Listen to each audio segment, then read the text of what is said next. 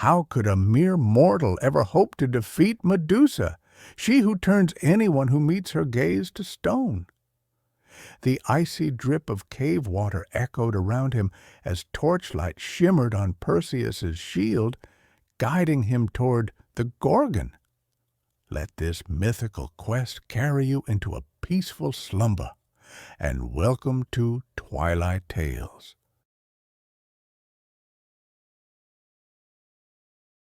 Chapter 1. The Fate of a Demigod.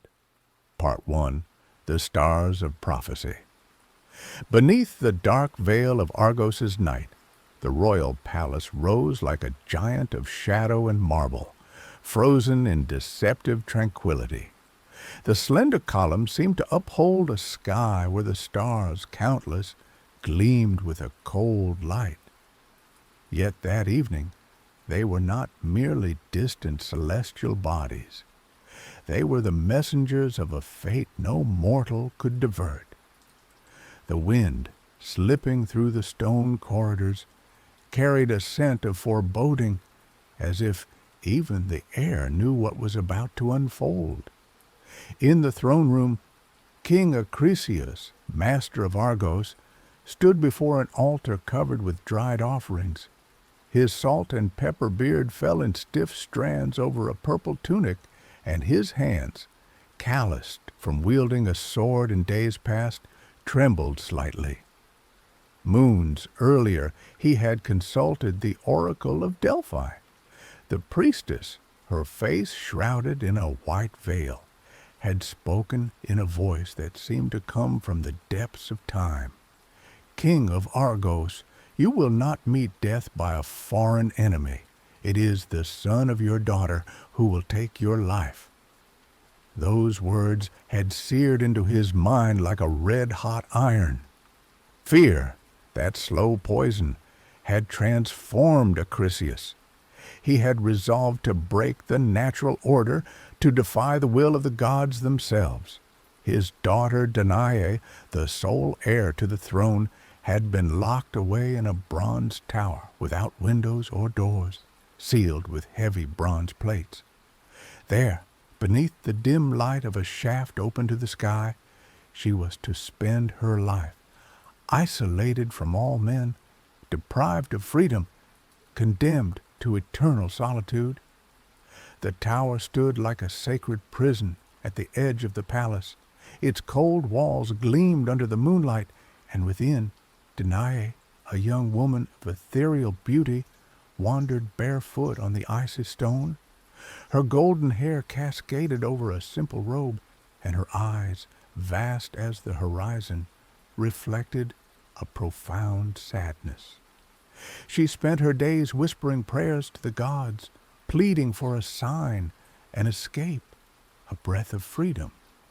Often at night, she raised her gaze to the circle of sky visible from the tower, watching the stars twinkle like tears frozen in the infinite. One evening, as the moon had set and the stars seemed to draw closer to the earth, a prodigious phenomenon occurred. Danae, seated near the light, felt a warm breeze sweep through the tower. The wind suddenly ceased, replaced by a dense, almost solemn silence. Then golden sparks appeared, timid at first, then increasingly numerous, as if a veil of gold were pouring from the heavens. This luminous rain, soft and warm, passed through the bronze plates as if they did not exist. The golden droplets spiraled downward, illuminating the cold stone with a celestial glow. Danae, in awe, raised her arms. She understood then that no prison built by man could stop the will of the gods. In this divine embrace, she felt a benevolent force envelop her, an immortal breath that transcended time and space. Zeus, king of Olympus, had chosen this moment to descend to her, taking the form of a golden rain to break the isolation imposed by Perseus. The night extended in a supernatural glow. The tower's walls, usually dark and cold, vibrated with a new warmth, as if the presence of the Master of the Heavens had infused the stone itself. Danae did not doubt for a moment this divine contact would change her destiny. The following months were a silent ordeal. The servants, tasked with bringing food and water to the princess, noticed her rounded belly. Whispers arose, carried to the ears of the king. Acrisius, initially believing it a deception, ascended the tower himself to see. When he discovered the child in his daughter's arms, his eyes hardened like steel. The infant bore a strange radiance, an aura no mere mortal possessed. "Who is the father?" Acrisius growled, his voice resounding like a thunderclap. Danae, serene despite her father's anger, replied softly, "It is Zeus, father of all gods. He breached your walls and gave me this child. This is not a shame, but a miracle." These words, far from soothing Acrisius, fueled his terror. He already saw the shadow of the oracle looming over him. Unable to kill his own daughter or the child, for such a crime would draw divine lightning, he chose another path, an exile that he thought would satisfy the prophecy by diverting it. On a stormy night, under a sky where lightning streaked the horizon, Acrisius ordered a large wooden chest to be prepared. Danae, her arms wrapped tightly around the infant, was led to the harbor. The soldiers, silent, carried out the orders without a word. The king approached the chest, his silhouette outlined in the glow of torches.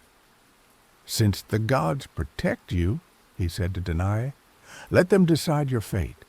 If this child is truly the son of a god, the sea will not swallow you." Without further ado, he ordered the chest sealed with heavy chains. The waves roared, crashing against the rocks in an apocalyptic din. Sailors pushed the chest into the black water, and immediately the current swept it away, as if seized by an invisible force. Inside, in the stifling darkness, Danae held her son close. The wood creaked, the waves tossed the chest like a leaf. The young woman prayed tirelessly, her tears mingling with the salt of the spray seeping through the cracks. She whispered to the child, whose warm breath gave her the strength to endure, "My son, you who bear the light of the gods, may your name one day be synonymous with glory.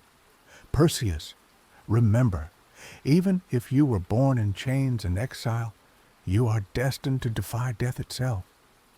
As the sea howled and the stars vanished behind clouds, a strange phenomenon occurred. The wind seemed to calm. The waves, for a moment, subsided. In the distance, through the curtain of rain, a lunar glow pierced the darkness. Dolphins emerged, gliding near the chest like silent guardians. Seabirds followed the drift, soaring just above. It was as if all of nature bent to a divine will, guiding the mother and child toward an unknown haven. Perseus, still fragile and tiny, fell asleep, lulled by the motion of the chest and the beating of his mother's heart. And in that night, when man had sought to break the thread of fate, the gods had already woven a far greater tapestry, one no storm could tear apart.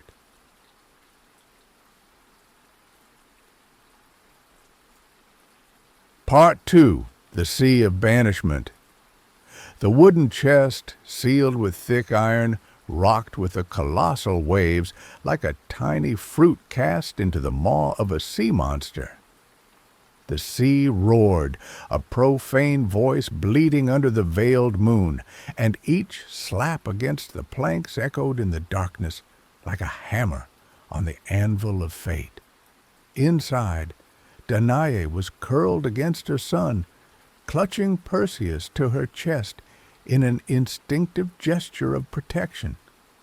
The salt seeped through the cracks, stinging the skin, pricking the eyelids, and mingling her tears with those of Poseidon, master of the waters, in a ceremony of mourning and hope. The first gust of the storm rose from the depths of the abyss, a low groan that bent the masts of ships in the harbor. Rain fell in torrents, lashing the ocean's surface like a multitude of light needles.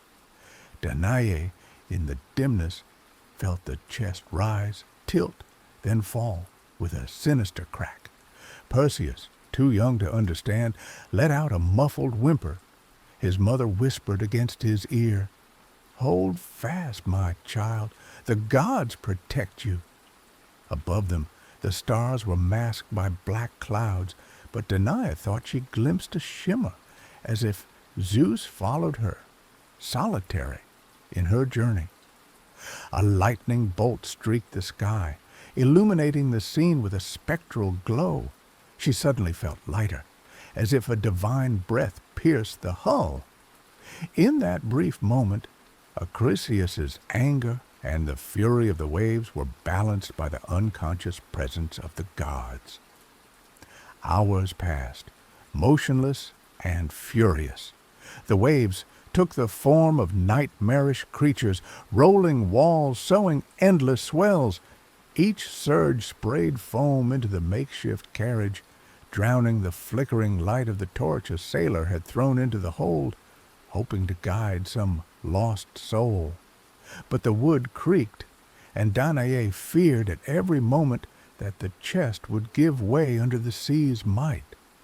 She shielded her son like a priestess guarding her altar, her fingers clutching the fabric of his clothing, her heart beating in unison with the crashing waves. Then, at the moment when all seemed poised to sink, a strange calm settled. The storm fell silent, the water receded, and the hull found a precarious balance. The silence resounded, heavy like a pause in the world. Danae widened her eyes. The torch, resting on a split plank, had stopped flickering. A faint light now filtered through one of the chest's new cracks, casting dancing shadows on her exhausted face. In this uncanny calm, a distant song reached her ears, the cry of a dolphin slicing through the foam. Soon, a pod approached, gliding around the chest like pearly sentinels. The graceful limbs of these marine creatures brushed the battered hull, and their aquatic silences resembled prayers. Danae understood then that Poseidon himself had ordered his children to watch over her. A new breath swelled her chest, sweeping away fatigue and fear. No mortal, not even a king, could defy the will of the gods. When the makeshift vessel finally reached calmer waters, Danae glimpsed the dark line of a low island on the horizon. Seriphos. The cliff's outlines emerged under a pale dawn sky, and a warm breeze carried the scent of earth and pines. Seabirds, black silhouettes floating in the nascent light, seemed to guide the chest toward a welcoming shore. It was there, on a beach fringed with polished pebbles, that the fisherman Dictys discovered the drifting chest. A sturdy man with a face weathered by salt and sun, he approached cautiously, fearing an ambush, a trap. His boat creaked as his foot touched the sand. Slowly lifting the lid, he saw Danae, her features drawn with fear and fatigue, and the infant nestled against her breast. A sacred silence settled, and Dictys understood he stood in the presence of a grace greater than himself. "Lady," he murmured, his voice hoarse, "please come into my humble cottage. Your lives are too precious to remain prisoners of the sea." Danae, trembling, took the child in her arms. The chest a mute witness to the exile ordered by Perseus, was now useless. She smiled, that fragile smile reborn from indestructible hope. In that gesture Perseus seemed to awaken, as if he sensed the scent of solid ground and the warmth of a world where his greatest deeds awaited. The sea resumed its breath behind them, smoothing the waves, as if to forget it had briefly carried a king's daughter and her demigod son in its depths. But Danae knew, deep within, no destiny can be born twice. Hers, broken, then saved, had just traced the first lines of a legend that would forever shake the hearts of men and gods.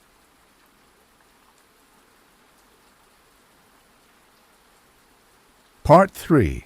The Childhood of the Hero. The first rays of sunlight caressed the red-tiled roofs of Seriphos when Perseus opened his eyes for the first time to a world of ochre and salt hues. His mother, Danae, had cradled him all night, her frail hands guarding each breath, each heartbeat. At dawn, she gently laid the child on a bed of animal hides, while Dictys, the kind-hearted fisherman, prepared his nets for the day. The shed where he worked, perched on a rock overlooking the sea, smelled of iodine and boat leather.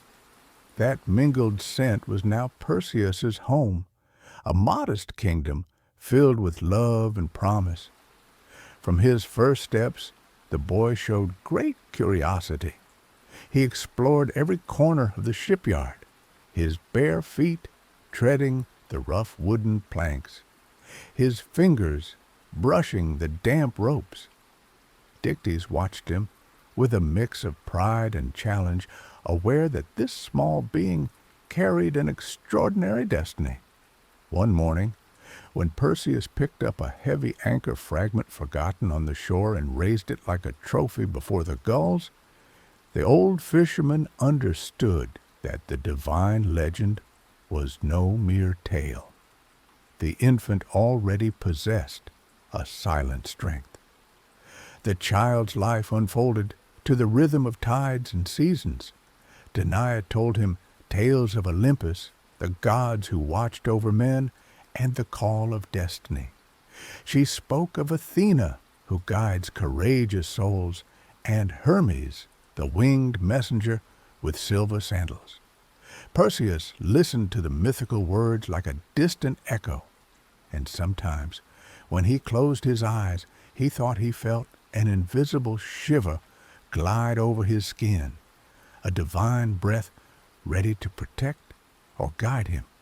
Yet, childhood was not without challenges. The village children, curious and sometimes cruel, came to the water's edge to watch the son of the mysterious stranger. They called him the king's bastard, mocked his golden hair, and jeered at his thinness. One day, a young fisherman tried to snatch his bread, and Perseus, wounded in his childish pride, grabbed the boy's hand in his small palm. To his great surprise, the fisherman yelped and let go. Perseus's grip was like an iron vise. Silence fell over the beach, the gulls hushed, and the child, frightened by his own strength, stepped back, praying to Athena for forgiveness. Dictys, alerted by the cry, came running and dispersed the onlookers.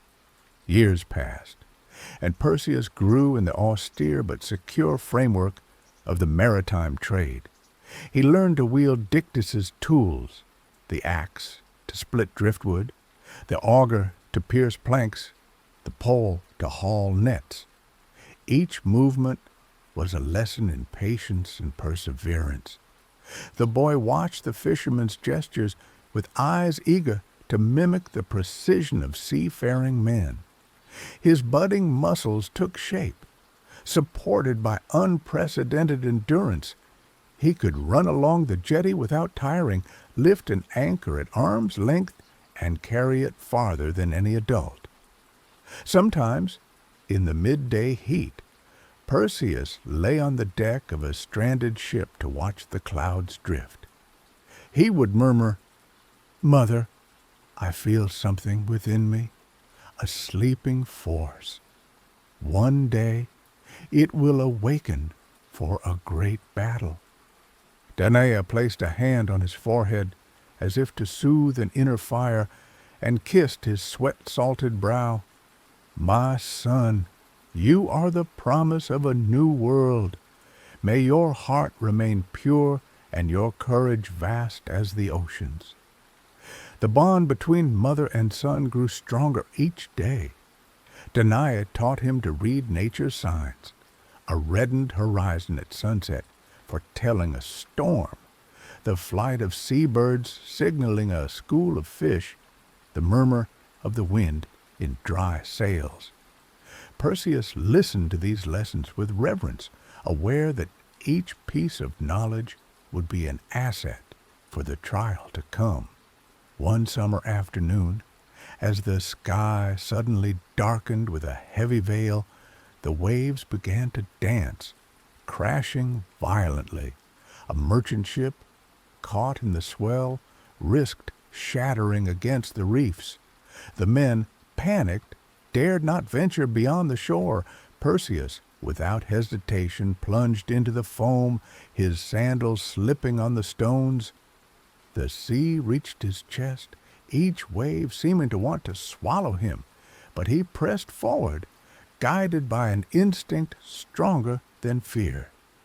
Reaching the hull, he seized a rope, looped it around a rock, and with a prodigious effort hauled the ship to safety. The sailors, stunned, shouted his name, and even Poseidon seemed to hold his breath. That day, amid the foam and the roar of the waves, Perseus glimpsed for the first time the nature of his destiny. Not a mere fisherman, but a valiant hero called to defy forces even more terrible than the sea. The song of the sirens brushed against him, a hypocritical reminder of the mysteries awaiting. But Perseus, his feet rooted in the sand and his gaze turned to the horizon, knew his journey was only beginning. When, exhausted but victorious, he returned to the shore, Danae awaited him, her eyes brimming with tears of pride. Dictys, silent, handed him a gourd of fresh water, and Perseus, drinking from the fisherman's hand, felt in that simple gesture the promise of a world where love, more than fear, would guide his path. In the silence that followed the storm, the legend of young Perseus, son of Zeus and an exiled queen, began to weave itself, ready to defy time and the memory of men, etched forever in the heart of the hero.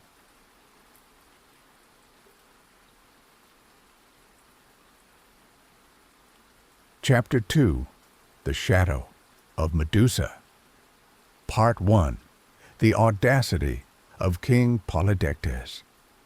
The courtyard of the Seriphos Palace buzzed under the morning sun, where each white marble column seemed to exude the heat of the dawning day.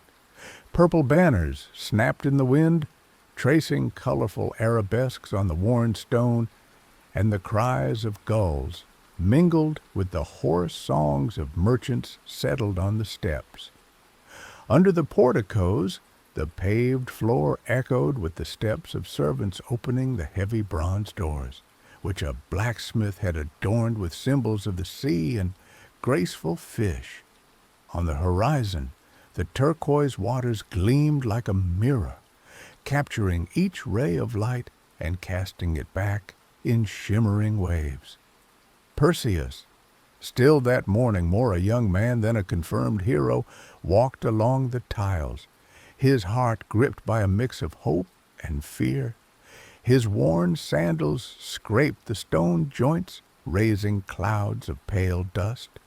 His linen tunic, too large for his narrow shoulders, floated slightly, revealing the finesse of his bearing and the vigor of his muscles. Since childhood, he had learned to read the signs of the sea, The shimmering water foretold a storm. A gull's flight signaled a school of fish. But on this particular day, his gaze no longer sought schools of fish or the promises of the open sea. It fixed on the austere silhouette of Polydectes, his tyrannical uncle, whose shadow loomed over the island like a storm cloud. Danae, frozen on the threshold of the throne, watched her son without a word. The heavy doors had closed behind them with a metallic clang. Her face, despite years of exile, retained the grace of a queen, and her eyes shone with the same maternal pride. The folds of her robe draped around her waist, her upright posture evoking an ancient statue. She knew better than anyone that the moment of trial was approaching. The tears she had too often held back threatened to well up, but she suppressed them, aware that she must offer Perseus a serene and confident face. Polydectes finally appeared, perched on a slightly elevated platform. His haughty bearing and smooth face exuded an unquestionable authority. His right hand, gloved, held an ivory and gold scepter, a symbol of power imposed by cunning rather than blood. In his gaze, Perseus read the malice of a king who knew himself master of lives and deaths. Polydectes loved feasts, not to celebrate prosperity, but to remind everyone that all was owed to him. A herald, illuminated by the gleam of a polished mirror at his feet, carried the royal word, "People of Seriphos, slaves and citizens, today we celebrate Poseidon, Lord of the waters, who protects our ships and fills our holds. In a gesture of gratitude, each of you will bring me a horse, a noble steed symbolizing power and freedom." A restless murmur rippled through the crowd. Farmers tried to hide their anxiety under strained smiles. The wealthy, barely finished with their vats of wine, realized the absurdity of the challenge. Where could so many horses be found on an island reduced to a handful of plains? Leather straps creaked, drinks were spilled. Perseus felt his chest heave with a cold shiver. He had neither gold nor steed, nor means to steal the beasts of others. Polydectes, hearing the uncertainty, let out a slight laugh that slid across the tiles like a blade. He raised his scepter, and silence fell, heavier than an anchor. "You, Perseus," he said, pointing his gloved finger at the youth, "offer nothing. Yet you are the son of a profaned goddess and an exile. I know you thirst for glory. Bring me then a trophy worthy of a king, the head of the Gorgon Medusa." The ground seemed to close beneath Perseus's feet. The name Medusa, whispered by the crowd, turned into a terrible echo. Those creatures from the dawn of the world, born of chaos, whose gaze petrified all it touched. The tension broke the ranks. Slaves recoiled, elders turned to flee. The sharp edges of amphorae glinted in the light, as if the metal held its breath. Yet Perseus felt his blood turn to fire.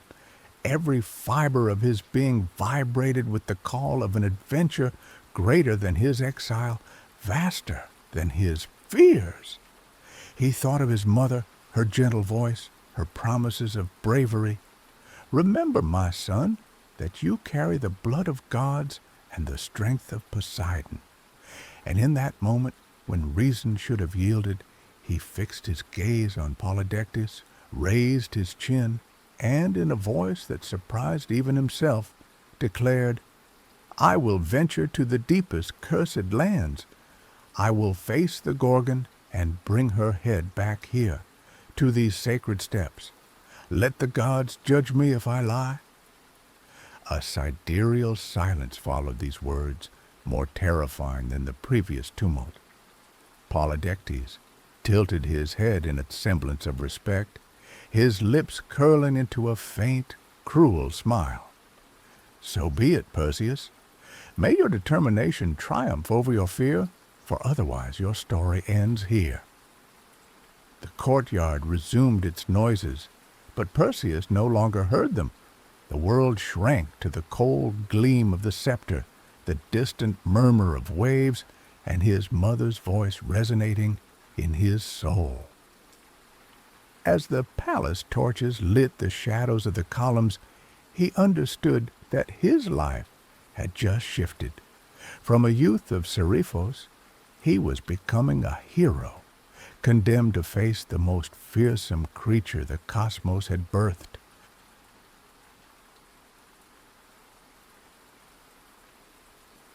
Part 2. The Pact of the Gods. At the break of dawn, the first rays of sunlight brushed the crests of the waves, painting the sea in pale gold and translucent azure. Perseus, standing on the shore, his tunic still damp with dew, felt each grain of sand beneath his feet like a link to his past. Around him reigned a strange calm, an almost sacred silence, broken only by the regular hiss of the waves and the distant cry of gulls. He knew this moment marked the threshold of a new world, where the favor of the gods would decide his survival. Without warning, a soft, almost imperceptible glow formed near a silvered rock. Athena's sacred owl, with plumage of ivory and starlight, perched delicately, its golden eyes scrutinizing the young hero. In a breath of air charged with mystery, Athena appeared in turn, draped in a midnight blue toga. Her serene face reflected the clarity of the mind more than that of the eye. Beside her, Hermes glided through the morning mist, his winged sandals barely perceptible, his slender silhouette haloed with a fleeting glow. His foot rested on a smooth stone, holding a fine leather pouch and a sword in a scabbard adorned with golden bee motifs. Perseus, his heart pounding, instinctively knelt before these emissaries of Olympus. His breath formed wisps in the cool air, while the sea's salt faintly stung his nostrils. Athena, placing her white hand on his shoulder, spoke in a clear and firm voice. "Perseus, son of Zeus and Danae, destiny calls you to accomplish what no mortal can hope for. The Gorgons, born of primordial chaos, wield a terrible power. Their gaze turns life to stone. You must face them without ever meeting their eyes." The goddess then drew a polished shield, smoother than a calm water surface. The metal reflected the world upside down, transforming the horizon into a shifting landscape like a captured dream. She placed it in Perseus's trembling hands. "This bronze mirror will guide you. See her through its reflection, not her mortal eyes. Approach with caution. Let your image show you the way." Hermes, parting the mist with a confident gesture, revealed the sword he had carried under his cloak. Its blade was curved, light, as if forged from a twilight ray. He handed it to Perseus, his smile tinged with divine mischief. "This sword, born of Apollo's light and tempered in sacred waters, can cut through darkness. Let it be wielded by the purity of your heart. If doubt assails you, remember the blade shines for you." Perseus grasped the weapon, and a playful warmth coursed through his arm. As if the blade awakened an ancient fire, he felt the energy of the goddess and the messenger blend with his own breath. Athena added, her voice softened by benevolence, "Remember, hero, the price of victory is vigilance. Each step is a choice between life and death. Remain humble before the powers you bear. Let your spirit not waver." Hermes clasped his hands before his heart and declared in a free and playful tone, "And if the creature catches you off guard, remember the ultimate gift, my helmet of invisibility. It will make you undetectable, sparing you the final effort when the struggle becomes too cruel. Wear it on your head, press it down, and the shadows will cover you." In that moment, a gentle tremor ran through the air. Seabirds wheeled in the distance as if saluting the pact sealed between the celestial and mortal worlds. The sand quivered under the owl's soft steps, and a wave, suddenly higher, crashed on the shore. In a murmur of approval, Perseus, his hands resting on his shield and sword, raised his eyes to Athena and Hermes. A new determination etched on his youthful face. He spoke at last, his voice carrying a vow. "I swear before you, goddess and messenger, to use these gifts only to fulfill my sacred mission.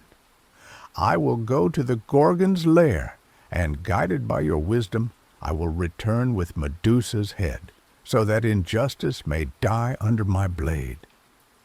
Athena nodded in approval, while Hermes placed a hand on Perseus's scabbard. Their silhouettes blurred in a halo of light mist before vanishing, leaving behind a peaceful swell and a silence vibrant with promise. Perseus stood alone on the sand, the shield and sword against his body, the helmet floating at his belt. The wind played in his hair, and the sea, caught between night and day, seemed to call him. He took 2 steps toward the water, his footprints erased instantly by the surf, as if the universe wished to keep secret the place of his pledge. The young hero then placed the helmet on his head. Instantly, he felt himself slip beyond the perception of gazes. A sensation of weightlessness coursed through him, but he stayed focused, removing the helmet from his face to avoid being trapped in an illusion. He secured it to his belt, ready to call upon it if needed. Perseus, his heart filled with sacred resolve, turned his back on the shore and set off toward the dark lands. Behind him, the island of Seriphos faded, a familiar silhouette destined to find peace after his quest. Before him, the horizon opened to promises of trials and triumphs. Thus was born, under the dawn of the gods, the immortal pact between a hero and divine powers. Between light and shadow, between certainty and danger, Perseus found the strength to tread a mortal path where only faith in his gifts and the brilliance of his will could guide him. The epic continued, and destiny was only beginning.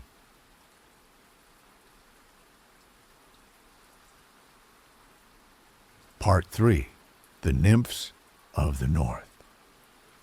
At the edge of a wind-swept plateau, Perseus paused to breathe the icy air. The sky, heavy with thick clouds, seemed to hold its breath, and the sun, glowing red in the west, cast long shadows on the gray stone. Each step echoed in the silence like a tolling bell. He was advancing toward the domain of the Graea, the mysterious old women who guarded the secret of the Nymphs of the North.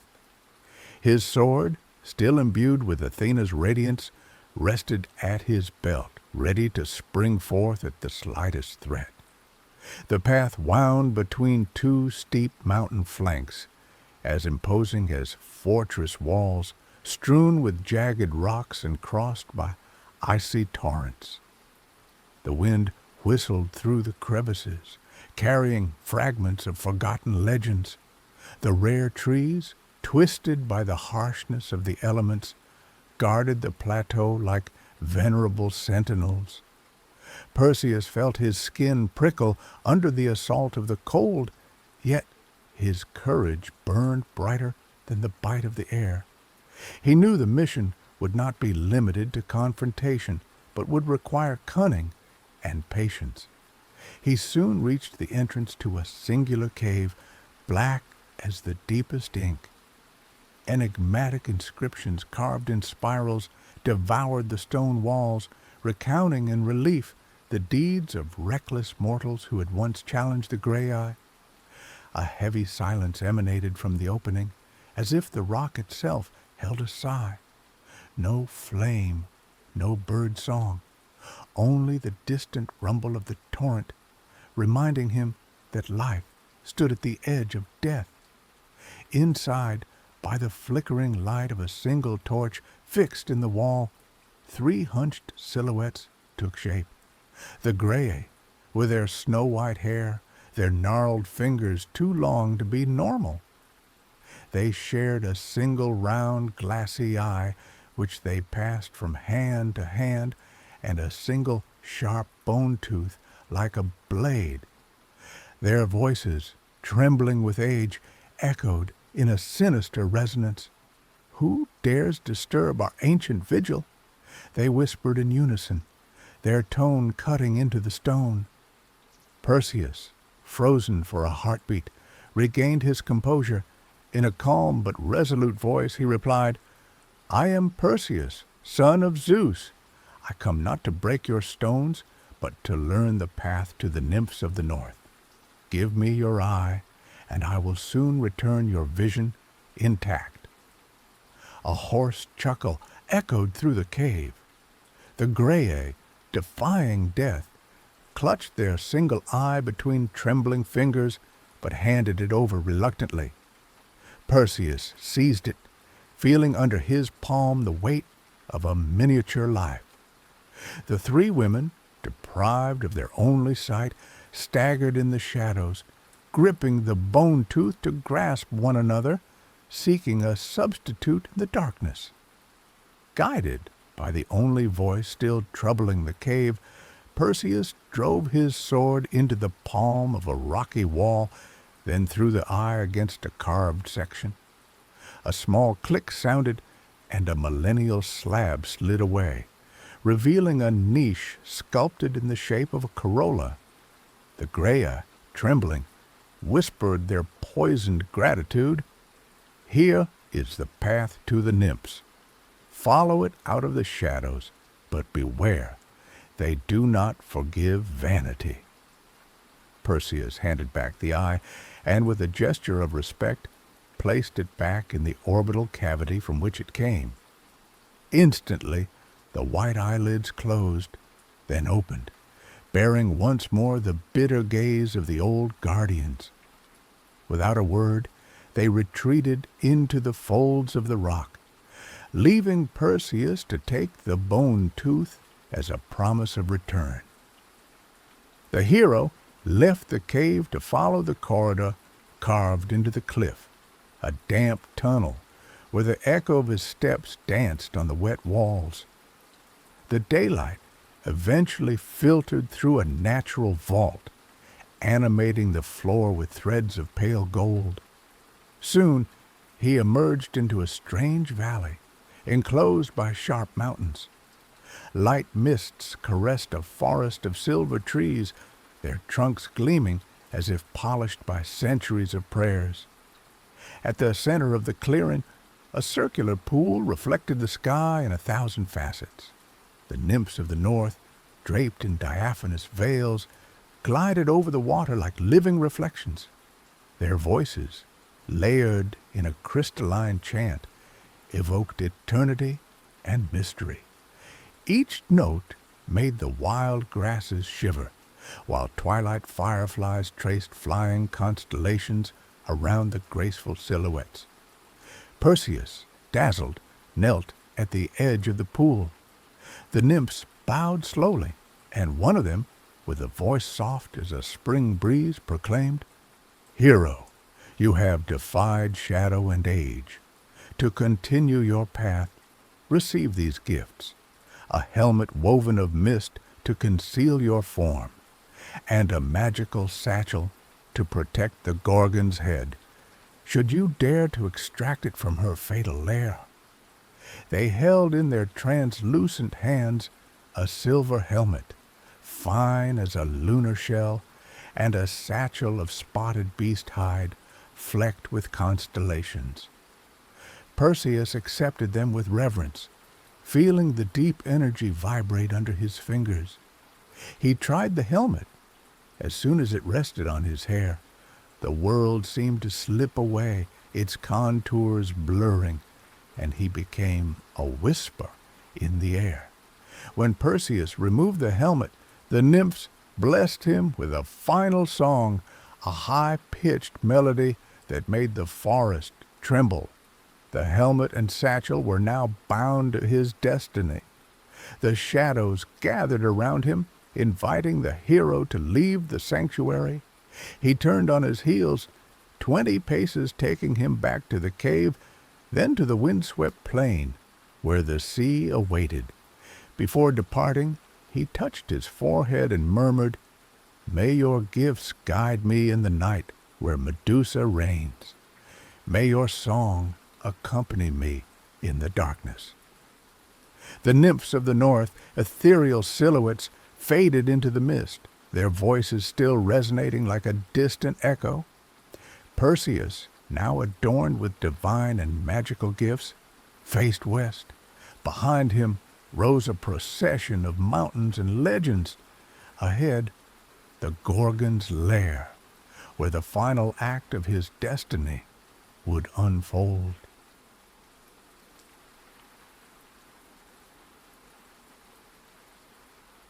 Chapter 3. The Battle Against the Monstrous. Part 1. The Gorgons' Lair. Perseus advanced through a desolate valley where black rocks seemed to absorb light like the maw of a ravenous giant. Each step was an echo on the cracked ground, reverberated by the narrow gorge walls. The air, heavy with the stench of decaying vegetation, stung his throat with a sour reek. Above him, the sky closed into an absolute black dome, pierced only by the pallid glow of a timid moon, veiled by low clouds. Perseus felt a shiver run down his spine. Here, in this oppressive silence, the Gorgons' Lair was born. The rocky walls gradually narrowed, forming a winding corridor lined with stalactites sharp as suspended teeth. The air grew colder, denser, and Perseus understood that the cave played not only with darkness, but with the very perception of time. Each breath echoed, each heartbeat seemed to demand an offering to the shadows. He placed his hand on the hilt of the sword given by Hermes and tightened his grip. The polished shield, slung across his back, cast an indistinct reflection, obscured by dust and humidity. Soon, the cave's entrance appeared before him like the gaping maw of an ancient monster. A gust of icy air surged forth, laden with an echo of distant, almost imperceptible murmurs. Perseus knelt, brushed aside the lock of hair covering his forehead, and positioned the shield facing the entrance, smooth, mirroring. It would spare him the deadly contact of gazes. Through the bronze mirror, he saw a forest of bony columns, remnants of petrified warriors, their necks forever twisted toward the ground. Their moss-covered stone seemed to ooze ancestral melancholy. He advanced slowly, each step gliding over a carpet of broken bones and wet pebbles. The silence was so thick it crushed the senses. No dripping water, no unexpected creak, only Perseus's dull breath and the faint scrape of his sandals against the stone. His heart pounded, but his will remained ironclad. Advance, always advance, even when the air crushed his chest. Suddenly, a clatter echoed from the cave's depths. A low, guttural laugh rose from the darkness. It was the murmur of Medusa's sisters. Perseus felt his blood freeze, but he kept the shield before him. peering through the reflection. He discerned 3 human-like silhouettes, deformed. Their hair was sinuous serpents. Their half-human, half-monstrous bodies crouched on black rocks. Their eyes, hidden from his gaze, still shone in the shadows, menacing like the embers of an infernal hearth. Slowly, Perseus sliced through the moving shadow. In the reflection, the first Gorgon rose, her green scales gleaming like stagnant water, her fangs glinting. He stepped back to avoid a drop of saliva falling on his shield. The clatter of serpents grew louder, like a swarm of voracious insects. Perseus recalled Athena's advice. Do not meet her gaze, but watch her reflection. His ragged breath steadied. He was no longer the child of Seriphos, but a hero, guided by divine wisdom. With a steady hand, he brought the curved sword through the air, controlling each movement by the reflection. Each second felt like an eternity. The steel traced arcs in the dimness, guided by the pale clarity of the mirror. The first strike severed the neck of a Gorgon, her head hitting the ground with a crash of stone and death. A piercing scream echoed through the cave, then an icy hiss swept the air. The 2 other sisters clattered, rising to flee or counterattack.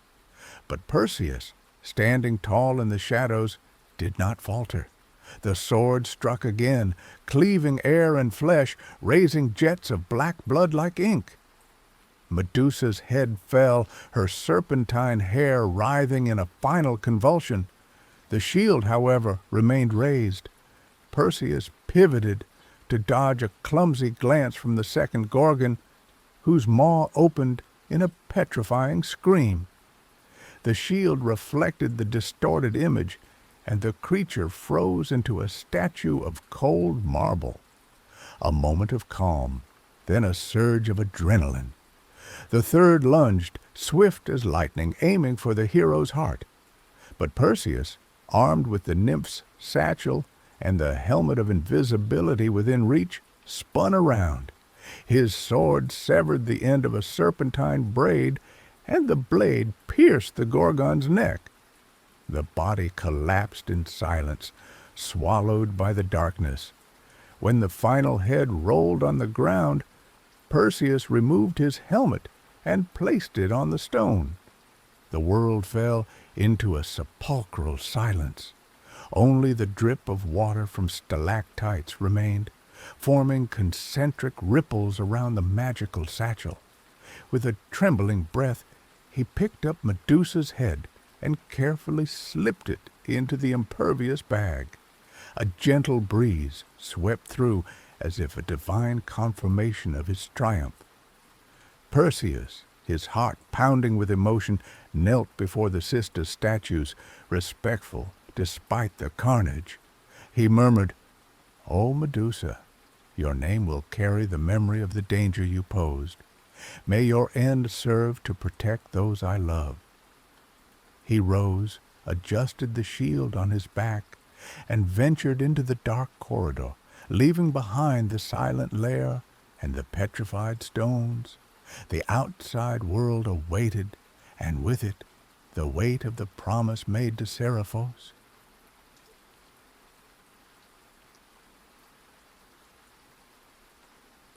Part 2. The Cry of Medusa. The cave seemed to hold its breath as Perseus approached the dark sanctuary where Medusa reigned as mistress of death and stone. The floor was littered with bone fragments, grim vestiges of the reckless petrified before him. Each step echoed like a tolling bell, and the air, laden with icy humidity, stung his skin like a sharp blade. The reflection of his shield, held before him, wavered, casting the distorted image of dripping walls, tapestried with black moss and veins of calcite. At the heart of the lair, a hoarse breath emerged from the darkness. Perseus strained his ears and discerned a low growl, a gurgle of flesh and death.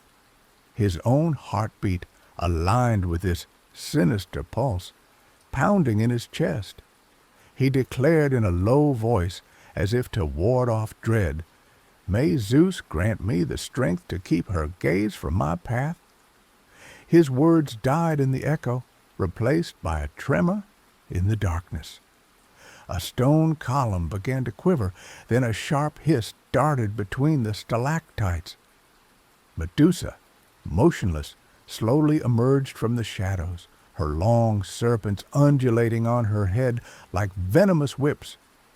Under the spectral glow of a natural alcove, her sickly green skin shimmered, covered in scars and fine scales. Her parted lips let out a hissing whisper more terrible than a scream. It was the very sound of the fear her gaze distilled. Perseus steadied his shield before him. He observed not the creature, but her reflection. A reversed world where stone came to life and life turned to stone. Through this bronze mirror, he saw Medusa's skeletal arms reach for him, like gnarled branches seeking to choke the breath of life. He felt sweat bead on his forehead, trickling down his neck and along his sword's blade. The ground trembled with a panicked movement. A serpent's arm clattered against the rock. Another lashed the air in a shock wave. Perseus sidestepped, gripping the sword's hilt, focused on the faintest reflection rather than the creature. His lips mouthed an ancient name, a silent vow. By the lightning of the sky. And in a controlled surge, he spun the curved blade. The steel traced a precise arc, casting a silver light in the darkness. When the tip reached Medusa's neck, a piercing cry erupted from her throat. It was a scream that shook the stone, a cry of terror and defiance combined, louder than the crash of waves against cliffs. The sound reverberated in a multitude of echoes, while the shield reflected the creature's image frozen in a mosaic of shimmering fragments. The blade slid, cutting through air charged with black magic, and the flesh yielded in a final gasp. Medusa's head fell with a crash of stone, releasing a flood of chronic visions. In her vermilion blood, Perseus glimpsed the birth of Pegasus, the mythical winged steed, bursting from the flow like a cloud horse, and Chrysaor, a golden giant wielding a blazing sword. The two creatures surged in a flash of light, cleaving the cave before vanishing into the abyss. Around him, frost formed on the walls, frozen in scabby patterns in the icy wave of the lost gaze. Perseus's breath caught, his body trembling with sacred shivers. He scrutinized the still twitching head, the abandoned serpents writhing in a final convulsion. Then, with a steady hand, he seized the serpentine hair, turned the head toward an intact wall, and fixed it firmly against the stone. Instantly, the creature lost all warmth and music, its inner gaze turning to icy stone. A sibylline wave swept through the cave, a distant rumble, followed by a residual silence so deep it seemed to reset reality. Perseus, his breath regained, knelt before the stone shield, bringing his face close to the reflection to ensure no living fragment remained. The statues of soldiers and mythical beasts, petrified for centuries, now reflected the glow of his triumph, while the Lair seemed to bow before the indomitable strength of a human guided by the gods. When he stood, his cloak soaked with sweat and shivers, Perseus slipped Medusa's head into the magical satchel given by the Nymphs. He adjusted the strap over his shoulders, struggling to master the emotion overwhelming him. His still trembling hands brushed the air as if to dispel the last echoes of the cry that had nearly frozen him forever. He murmured in the dimness, "May your fall serve to protect those my heart holds dear. May your serpents now keep silent." A final shiver ran through the cave. A farewell breath mingled with the distant song of Pegasus, yet steadfast. Perseus turned on his heels, the shield slung over his shoulder, and the sword in its scabbard, ready to escape the deadly Lair. In his steps echoed the murmur of the gods. "Carry the sacred head to the world of the living, O hero, and let your return seal justice against tyranny." Without a backward glance, he plunged into the dark corridor, carrying with him the bloody fruit of his victory and the promise of a triumphant return.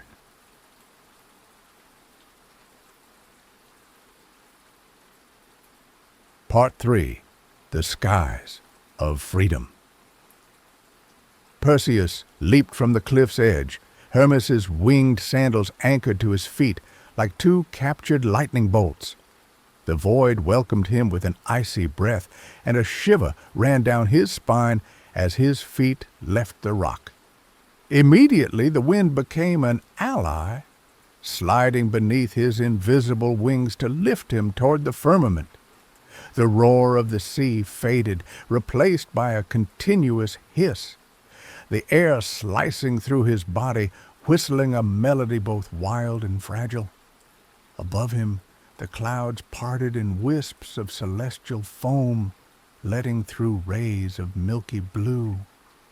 Perseus rose, soon passing the glistening crests of waves, then the banks of mist enveloping the horizon. Beneath his feet, the water formed moving mosaics, swirls of silver and azure.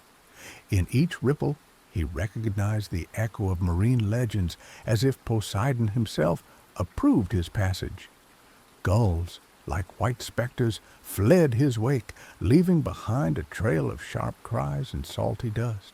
His heart beat with the violence of a divine drum. Medusa's head, carefully protected in the magical satchel, weighed at his hip, a cold reminder of the funereal battle.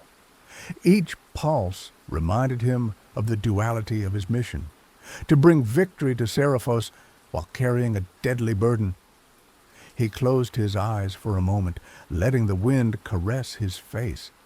The salty tears he tasted resisted gravity, suspended in his orbit with a single blink. Perseus understood then that the sky, vast and unforgiving, was also the atmosphere of a new freedom, for he was no longer bound to the ground, nor to fears, nor to the cruelty of men.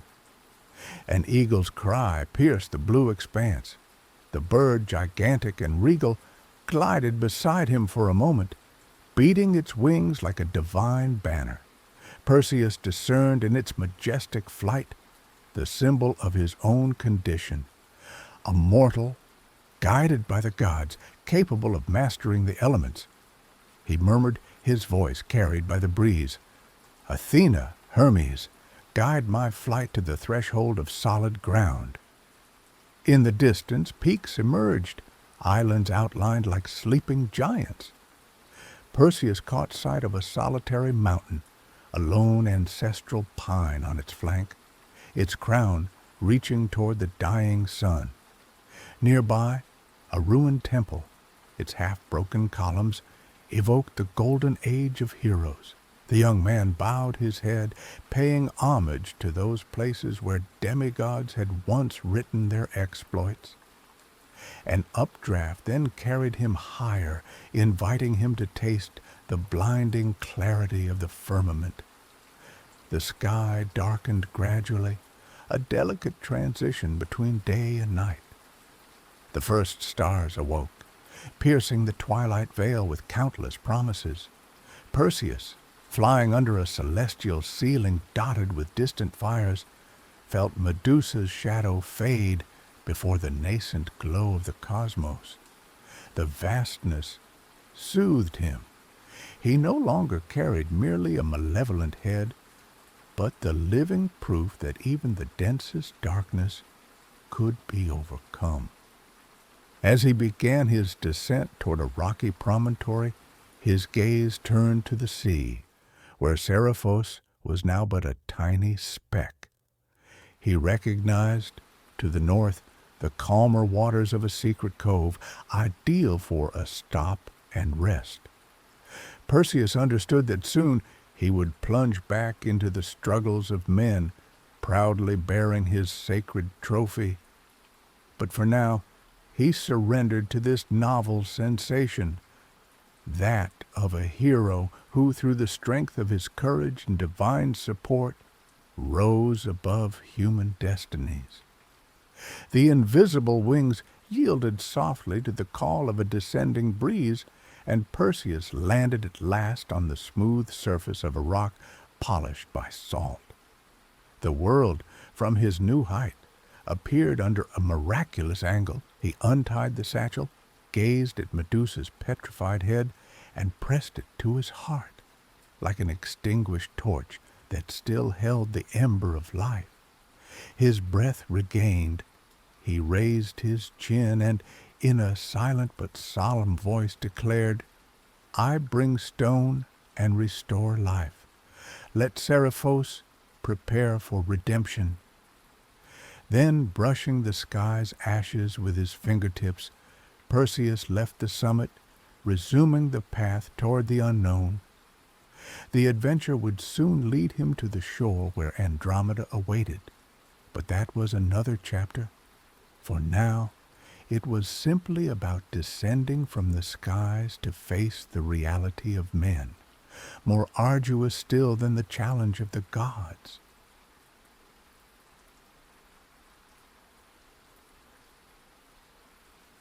Chapter 4. The Hero and the Legacy of Fate. Part 1. Andromeda and the Sea Monster. When Perseus set foot on the warm sand of a distant shore, the wind carried the acrid scent of salt, mingled with fear. The waves that morning seemed to hesitate between the gentleness of a ripple and the violence of a funereal surge, as if the sea itself anticipated a spectacle of death. The sky was tinged with shades of mauve and pale pink, casting an uncertain light on the ochre cliffs and a vast plain adorned with broken rocks.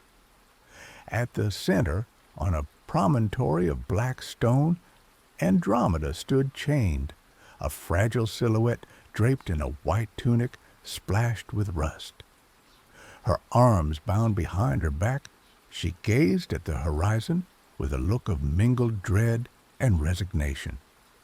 The rock assigned to her was covered in slimy moss, and each wave's impact shook its worn base. Farther out, in the turquoise water, the foam thickened around a shapeless mass. A sea monster, larger than a trireme, its shell bristling with coral spines and its long jaws lined with razor-sharp teeth. Its eyes, like two amber lanterns, glowed with a primal light. A low rumble escaped its watery throat, resonating like a war drum under the coastal arches. Each flick of its tail sent sprays of salty water, a stinging chill on Andromeda's exposed skin. Perseus, clutching the bronze shield and the sword tempered by Medusa's reflection, advanced silently. His steps crunched on the gravel, and his silhouette, draped in the cloak given by the Nymphs, rippled like a specter. He observed the sea's agitation, measuring the distance separating him from the chains binding Andromeda. In the air floated the distant echo of a funereal chant, carried by the wind, and Perseus knew the moment had come to prove that the darkest shadow could be pierced by the light of a valiant heart. Without a cry, he leaped from the shore. His winged sandals helped him cover several meters in a single bound. Then he landed nimbly on a slanted rock, within earshot of Andromeda. He raised his head and met the young woman's gaze. A spark of surprise and hope ignited in her eyes. In a breath he declared, "Receive the promise of the gods. I am Perseus, son of Zeus, and I will break your chains." As the monster's roars intensified, Andromeda felt the assurance of the hero's voice warm her chilled heart. Perseus drove his sword into the rock to anchor himself, yanked sharply on the iron chains, and snapped several links.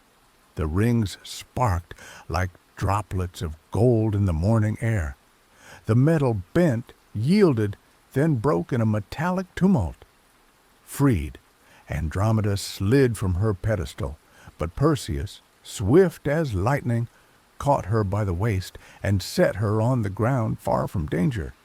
At that moment, the sea monster surged from the waves. Its open maw, wide as a sanctuary gate, spewed a gust of warm vapor. The corals of its shell gleamed with emerald reflections, while dried seaweed hung from its flanks like mortuary curtains. The waters around it boiled, and each ripple brought a new, more terrifying roar. Perseus, motionless, felt fear radiate through his body, but he recalled Athena's words, "Look through the mirror, never into its eyes." He unfurled his polished shield, positioning the mirrored surface toward the monster. In the reflection, he discerned the beast's avid, astonished gaze. The scales split, the shell cracked, and a tearing roar rose, mingled with the crackle of reborn stone. Perseus seized this hesitation. He leaped forward, sword raised, and struck the monster's face through the reflection. The sharp blade sliced the central scale, releasing a gush of warm blood and silver bubbles. The creature, wounded, recoiled, sending a wave of foam onto the beach. Its tentacles, bristling with monstrous suckers, rose to seize the hero, but Perseus slipped aside, dodging the coral claws and climbing onto a higher rock. With a precise gesture, he seized Medusa's head from the satchel and exposed it before the beast. The Gorgon's desiccated gaze, frozen for eternity, locked onto the creature. A flash of petrification swept through the air, and the monster let out a strangled cry, its flesh turning to gray, cold stone. In a sudden silence, the sea fell still, as if holding its breath. Perseus leaped, Medusa's head, still brilliantly deadly, and placed it at Andromeda's feet. The young woman, her hands trembling, gazed at the sacred trophy, then raised her eyes to her savior. A breath of admiration passed her lips. "O hero, by your bravery you have defied death itself." Perseus, exhausted but triumphant, offered a humble smile. "It is through the light of the gods and the strength of your hope that I have prevailed." As the sun rose, flooding the shore with a new clarity, Andromeda fell into Perseus's arms. The broken chains lay at the foot of the stone stelae, witnesses to a righted injustice. And in the gentle breath of the breeze, the promise of love and a future began to take shape.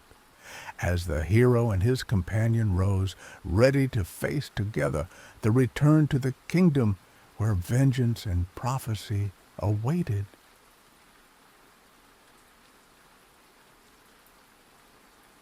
Part 2. The Return and Vengeance. The journey back to Seriphos was bathed in gentle breezes and soft sunsets. The galleys glided over a calm sea, while the sailors' songs rose in praise of the gods and the returned hero. Perseus, seated at the prow, firmly held the satchel containing Medusa's head, his gaze fixed on the horizon where the island of his upbringing emerged.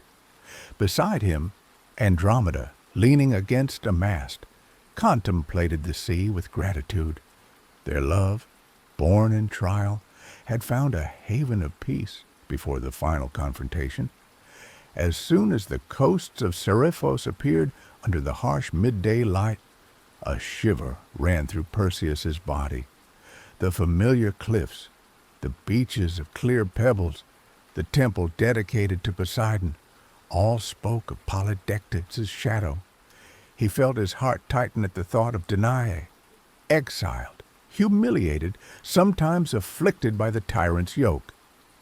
Andromeda, gently squeezing his hand, offered him a smile of courage.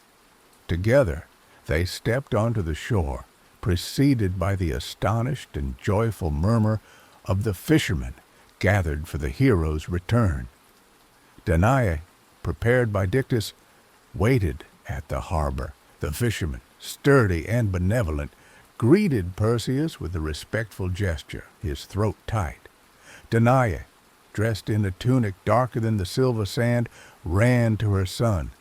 Her tears, born of fear and hope, rolled down her cheeks, hollowed by exile. She fell to her knees, kissed Perseus's tunic, and murmured, her voice choked, "My son, you have returned victorious." Perseus lifted his mother, embraced her, then placed a kiss on her forehead. The surrounding crowd erupted in cheers, raising their hats and nets to salute the savior. But Perseus saw nothing but Danae's worried yet relieved gaze.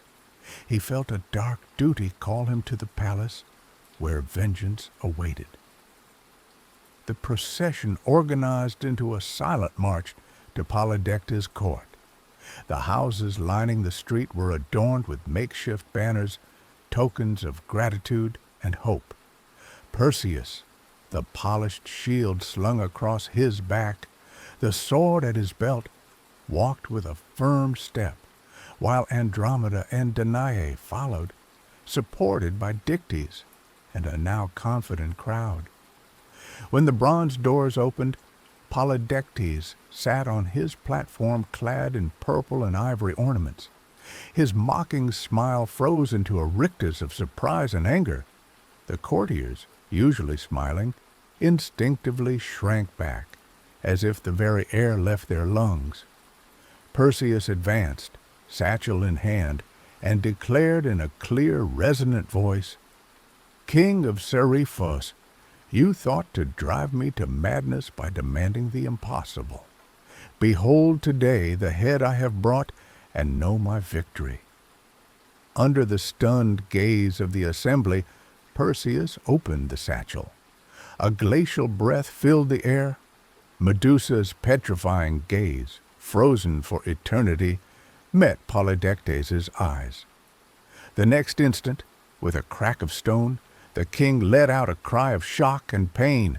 His flesh turned to marble before their eyes, his scepter fell, and his throne cracked. The courtiers, petrified by panic, turned away, nearly falling to their knees before a statue. Danae, despite her emotion, stepped forward. "It is your tyranny that petrifies the hearts of men, Polydectes. Let your stones bear witness to your betrayal and pride." Dictys, moved to tears, placed a hand on Perseus's shoulder and murmured, "You have avenged my honor and that of my family. Let justice now be the foundation of our island." Perseus, feeling the tension fall like a veil, stored the satchel. He turned to the citizens. "Seriphos no longer needs a king to fear.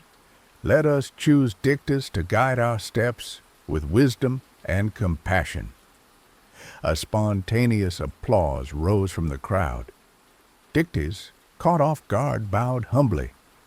"I accept, not for my merit, but to serve the land that bore me and the mother who raised this son of the gods." In the courtyard, the statues of Polydectes and his followers remained frozen, silent witnesses to a bygone era. Perseus, Andromeda, and Danae embraced in a fraternal hug, while the people celebrated the end of tyranny and the dawn of an era of peace. As evening fell, giving way to torches and songs, Perseus knew that his destiny, now fulfilled, would give way to a legend passed down through generations. But deep in his heart, he felt the call of other quests, other heroes, as the stars rose above Seriphos, twinkling like eternal guides.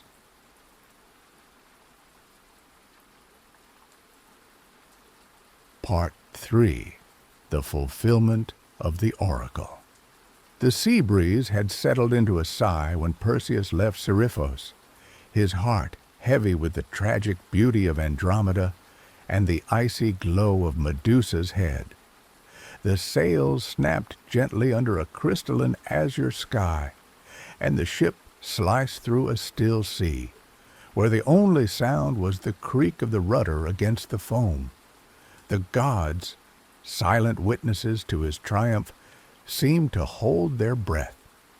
The prophecy of Argos was not yet done with him. On the shore of Argos, a vast plain stretched, the chosen site for the funeral of Perseus, king of the city, dead old and wise according to chroniclers, but haunted by fear of the oracle. The crenellated walls, once stone sentinels, reflected the sunlight like a gleaming mirror. Garlands of laurel and olive adorned the porticos, casting festooned shadows on the warm tiles. The priests of Zeus's temple murmured prayers, sweeping the ground with eagle feathers and white iris petals, hoping to appease the soul of the departed. Among the solemn crowd echoed the disciplined voices of armored horsemen, the steady rhythm of war drums, and the funereal chant of the Aids, weaving the praise of the fallen king in verse.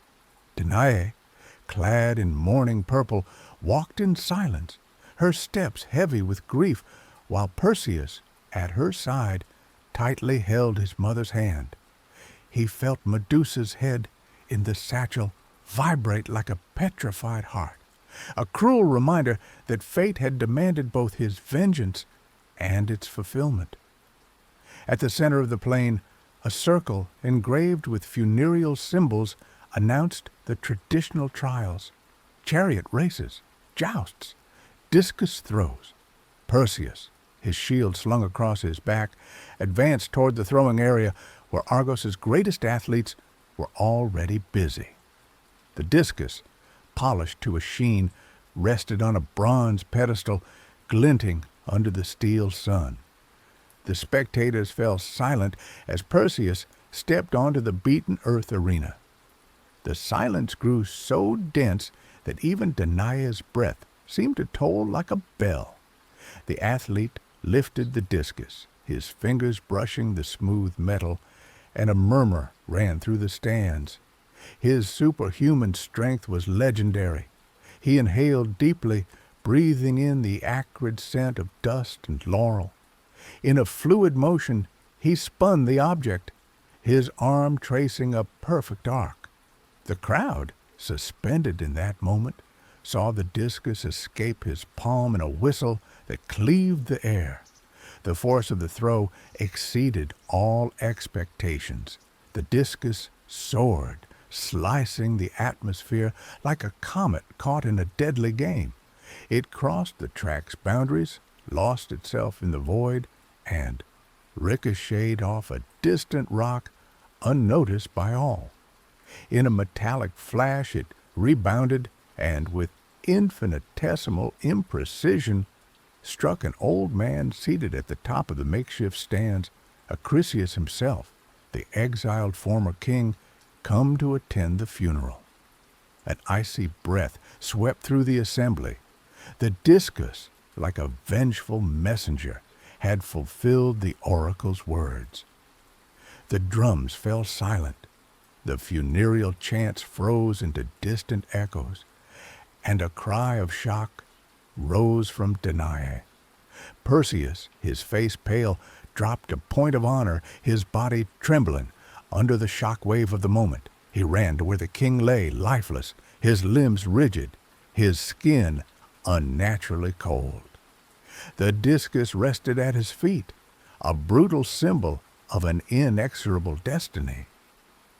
Danae, her vision blurred by tears, threw herself beside the body. She wailed, her voice broken, while Perseus placed a trembling hand on the former king's shoulder. "Forgive me, father," he stammered, his heart torn. The priests rushed forward, chanting prayers to guide the departed soul to the Elysian fields. The people, stunned, watched the scene, aware that the son had killed the grandfather as the god's prophecy foretold. A solemn silence weighed on the plain, broken only by the sigh of the wind in the laurels. Perseus, his hands stained with dust and despair, returned to his mother. Danae, her eyes fixed on the king's petrified face, murmured, "The destiny is fulfilled, my son. The oracle has come to pass, and we are delivered from its threat." The young hero knelt and in a trembling voice replied, "Yes, mother, but at what cost?" They remained thus, hands clasped, before Acrisius's frozen body as the sky darkened with a thick cloud. A ray of light pierced the cloud's thickness, illuminating the scene with a divine glow, as if to purify this involuntary act. Later, under a canopy of purple and gold, Danae and Perseus took leave of the city of Argos. The newly elected king Proetus welcomed them and led them to a harnessed carriage. Before departing, Perseus turned. "Farewell, Argos, land of my ancestors and my trials. May your gods watch over those born here, free from the shadow of the future." On the road back, Danae placed a hand on the satchel containing Medusa's head. "Now, my son, go fulfill your destiny. May your wisdom guide your steps." Perseus continued his journey to Tiryns, where he entrusted the head to Hera's priests, then returned the sacred objects to the gods of Olympus. Finally, honoring Athena's vision, he raised his arms to the firmament. A silver gleam radiated in the night sky. Zeus, as a benevolent king, immortalized Perseus, Andromeda, and the Gorgon in the constellations. The stars blazed in a celestial chorus. Perseus, wielding his sword and shield, took shape among the nocturnal splendors, while Andromeda, at his side, extended her arms in a pose of eternal grace. Medusa, at last, took her place below, a petrified memory reminding mortals of the fragility of their destiny. And so ended the legend of Perseus, son of Zeus, hero of men, whose story was etched in the celestial vault for eternity. On the shores of Argos, as in the starry skies, Perseus remains the hero who shaped his own destiny. Son of Zeus and an exiled mother, he dared to defy death by slaying Medusa, saved Andromeda from the clutches of a sea monster, and restored freedom to Seriphos by overthrowing the tyranny of Polydectes. Through his triumphant return, he fulfilled the oracle that saw his birth, transforming himself into a constellation to watch over men eternally. His sword, his shield, and his indomitable heart remind us that true power is born of courage in the face of the impossible, and that every act of bravery can change the course of a life or even a world. Thank you for joining me tonight on this journey through history. I hope this tale has brought you peace and wonder. Don't forget to subscribe to Twilight Tales for more stories to guide you into a serene sleep. Take care and see you soon.